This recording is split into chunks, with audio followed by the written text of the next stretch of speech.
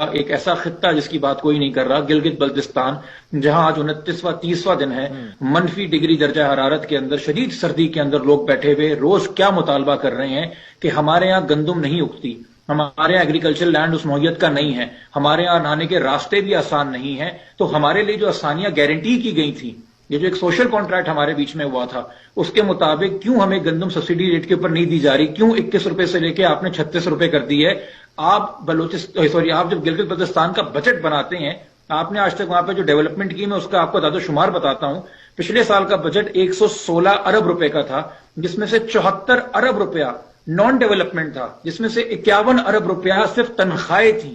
تو آپ ڈیولپمنٹ کے اوپر تو صرف 28 ارب روپیہ لگاتے ہیں، اپرچونٹیز وہاں پہ ہیں نہیں، اور یہ جو تنخواہیں 51 ارب روپے ہیں، اس وجہ سے نوجوانوں کا رجحان گورنمنٹ جابز کی طرف ہوتا ہے، جو کہ پرائیویٹ سیکٹر کو آپ نے وہاں سے اس طرح سے گرو نہیں کیا۔ آپ نے بجٹ میں کہا تھا آپ 3.5 ارب روپے گندم کے لیے سبسڈی جو ہے مختص کر رہے ہیں۔ سوال یہ اٹھتا ہے کیا وہ پیسے ختم ہو گئے تو کیوں ہو گئے، اور اگر ہو گئے تو گیون کہ زندگی کی بیسک نیڈ ہے، ہمارے اس وقت فیڈرل گورنمنٹ اور انوار کاکڑ صاحب جو کسی کو بھی جواب دے نہیں سمجھتے، بلکہ عوام سے تلخ لہجے میں بات کرتے ہیں، ایک دھمکی دیتے ہوئے بات کرتے ہیں، ان کو